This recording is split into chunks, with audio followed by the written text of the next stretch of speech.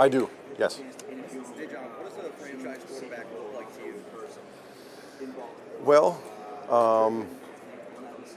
a leader, tough as hell, somebody that loves to play football, maniacal preparer. Obviously, somebody that can throw the ball well, but I think just somebody that loves the game and will give everything to their teammate. You know, a selfless person, somebody that's going to give their team everything that they got every time that they're out there, prepare the right way, lead the right way. I think there's a great humility and selflessness required to play that position at a high level. This ties into that first question a little bit, but the draft has gotten older the last couple of years, obviously, with NIL and the 6 year. How do you sort of evaluate age now? Well, we certainly didn't know that. Is it, or how much does it detract from the player's upside? I wouldn't say it detracts a ton. Our analytics department gets mad at me anytime we put a guy up there that's a little bit older, that's in his 6th year and whatever, but we're just looking for good football players, and there's a million things that we evaluate as part of the process, and it's a little bit of a unique spot in college right now with some of the guys coming off that COVID year and getting extra years and 6 years and 7 years you see now too. So we're just looking for good football players at the end of the day. How does your approach change this year as opposed to last year when you were first year GM? Now you're second year, second head coach, and more money in the first overall pick. There's a lot there. I try to be the same guy every day.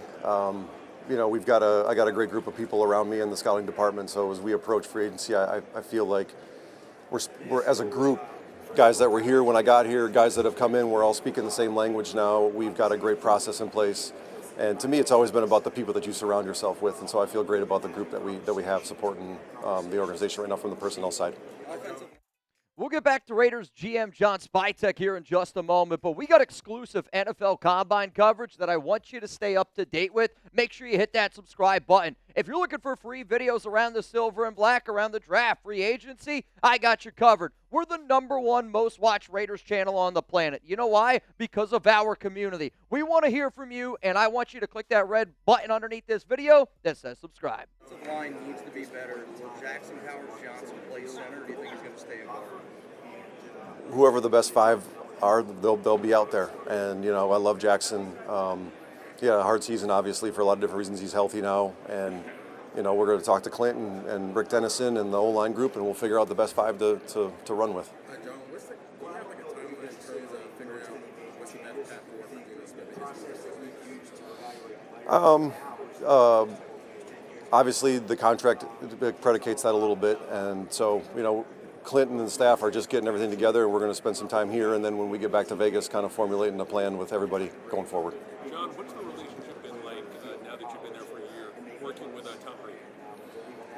It's kind of, for me, it's kind of the same as it's always been, other than we probably talk more about strategy and football and roster building and team building and all those different things. But, you know, Tom and I have always had a great relationship, really since 2020 when he came to Tampa. And, you know, the daily communication and just learning each other more and, you know, him learning in this space and me learning him a little bit more, like the things that are important to him and emphasizing those. Are you confident I am.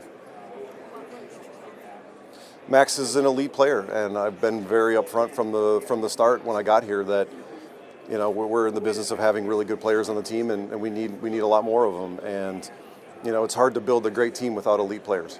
What has been your communication like with Crosby the last month or so? Maxx and I have a great relationship. He's in the building every day, getting healthy right now. We talk on the phone, we text. So I have a great relationship with Maxx.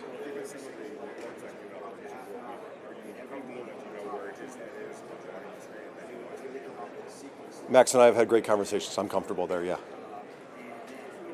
What do you think is the Raiders' top priority in free agency this offseason? I'm not going to tell you that. Offense, defense. All of it. I mean, we won 3 games last year. We got to be super honest with where we're at, and you know we've got a lot of needs to address, and we've got a lot of capital to do it.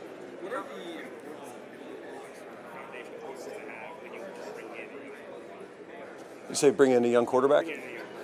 I think you want to have as much pressure, or limit the amount of pressure you have on that guy from the start. Now, you know, if you have a young quarterback, I'm not necessarily in favor of running him out there right away either. So, you know, another quality player that can play the quarterback position, if you have a young quarterback, and obviously a great offensive line, a run game, all the things that can like limit his chances to really get killed, and a great defense too, because if he doesn't feel like he's got to go out there and score 35 points every week, I think that's helpful.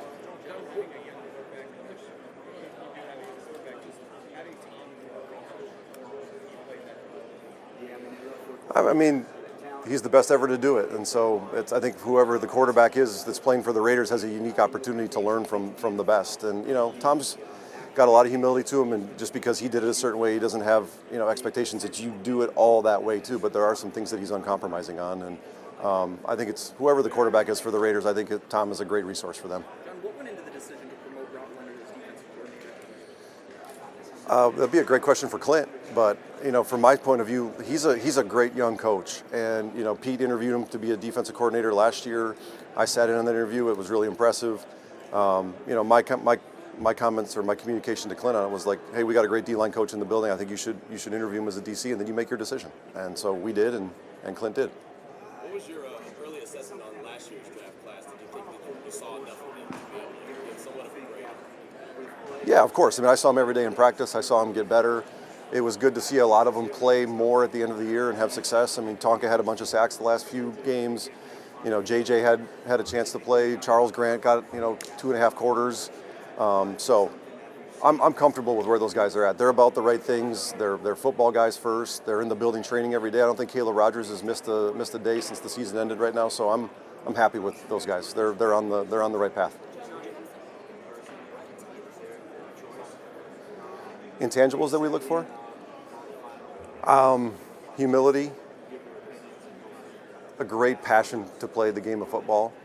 It's such a hard game. Your competitive spirit has to run really high. You've got to be willing to play through a bunch of tough circumstances. And to me, it always goes back to the love of the game. The guys that truly love the game of football. They love to practice. They love to prepare. They love to watch film. They love to do, play hurt. So I mean, those things are. I'm kind of uncompromising on those things.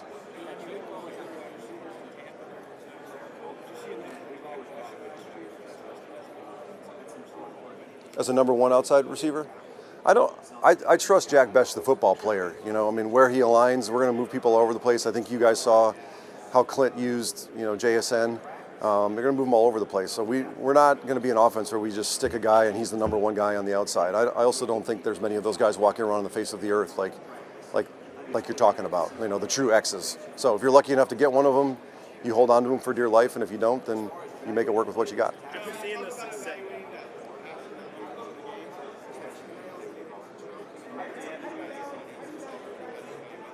I don't actually think it's made. I think it's made it easier because you know what the guys are going to do when they have money.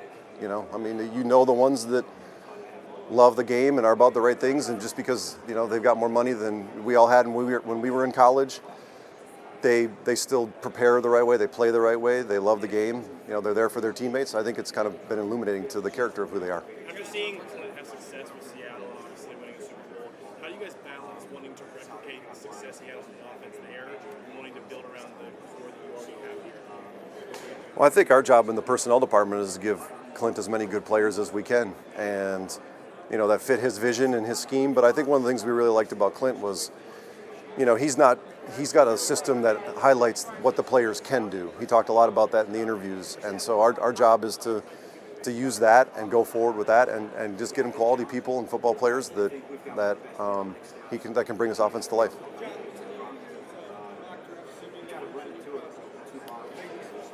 We are building out a lot of stuff kind of in that space. We have our own internal one that takes all of your guys' work into account and pumps it into a system, and then it tells us kind of what the predicted range was from that standpoint too. So yeah, we do use stuff like that.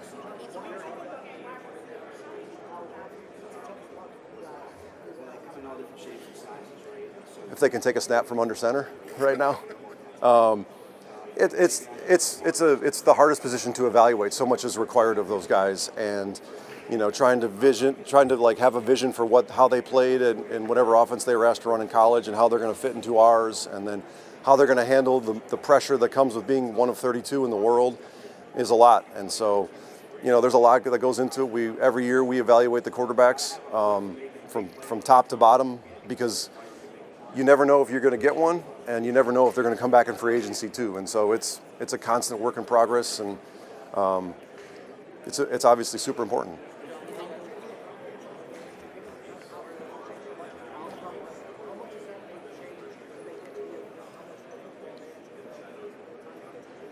I think it's less about that and more about do you believe that they have the mental aptitude to really learn and process information fast. I wouldn't just say because they ran this offense in college that we're going to hold that against them or for them. I mean, I think every playbook in the NFL is probably quite a bit bigger than one college is. So to us, it's about how much can they process, how hard will they work, how much can they remember, and we've got things that we do to try to test that as best we can. Trade calls with Howie. Howie's great, and he's one of the best at what he does, and he finds value places. So, and I mean this with respect to Howie. I always watch myself a little bit when he calls, because he's so good at what he does. But he's been great. He's been a great mentor to me. He's taught me a lot. I learned a lot from him in the year and a half that 2 years I was with him in Philly when he moved into the personnel department, and he's been a great resource for me as I've got this job.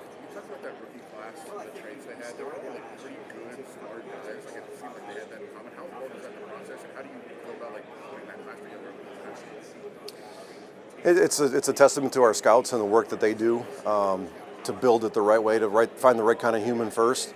And that's why I keep saying, you guys that are in Vegas with us, I believe in those guys. They're about the right things. That was really important to me for the first draft that I had a chance to run in Las Vegas, that we find the right kind of people, because we're playing the long game here, and I'm betting on the growth that those guys will have because they're about the right things.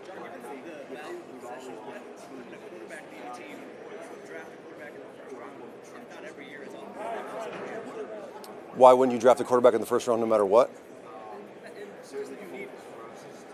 Well, that's where need and best player available come into kind of the equation.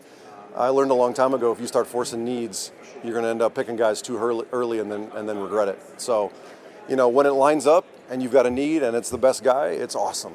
It really is. That's how we got Tristan Wirfs in Tampa all those years ago. We needed a tackle, and he was the best one, and run the card in as fast as you can. But we're never just going to say we got this need and so we're just going to force a player. That's the wrong way to do it. It's not team building.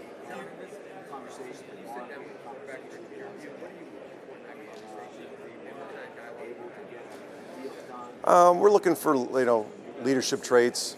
Can he be a connector? Is he smart? Is he endearing? Does he have humility?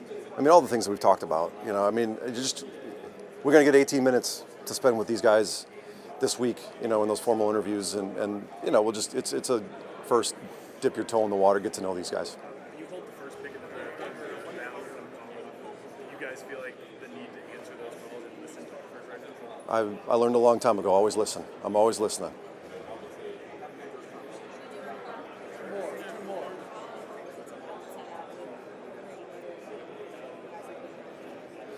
Yeah, that's a great question. I think it's very important. If you can find the right guys that play that position, and you can put those strategically into different position rooms. And so, not that those guys need to mentor those guys, but just if they can watch a true pro prepare, how they go about their routine throughout the week, how they take care of their bodies, how they prepare in the off season, I think it's really valuable. And the onus isn't on the vet. It's just to mentor those guys. It's just on to do the right thing. And I've been around guys in Tampa for years that did it the right way, and that's why some of our young players were able to play so fast and so well, because they were around the right guys. They saw the right way to do things, and when they got a chance to get on the field, they were ready. You have so much flexibility in terms of cap space and also draft picks.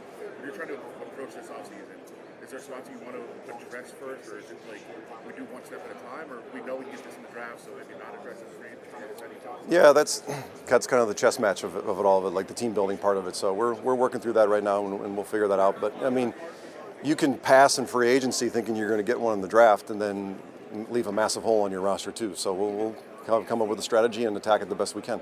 Max wants to play for a contender. Do you see the Raiders contending this season?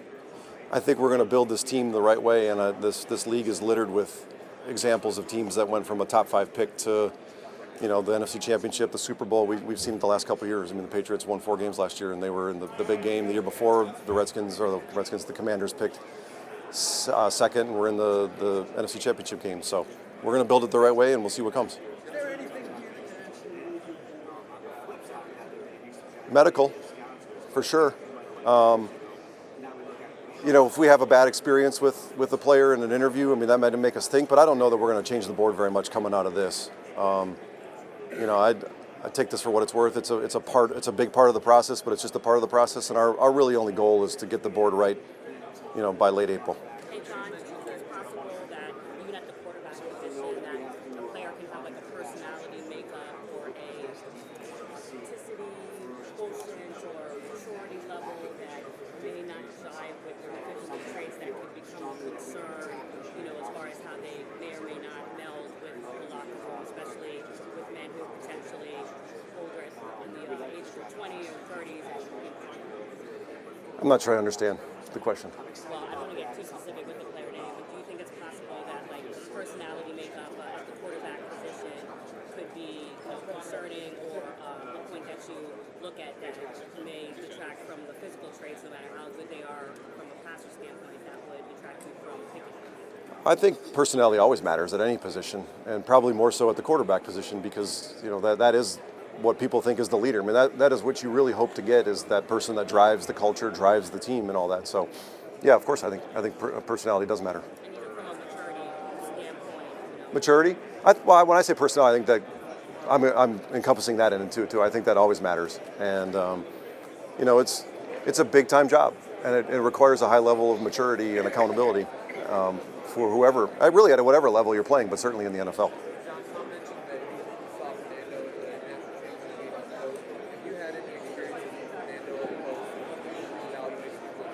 I saw him a bunch of times this season, evaluating him. We're not allowed to talk to him, so that's as close as I've gotten standing on the sideline before games.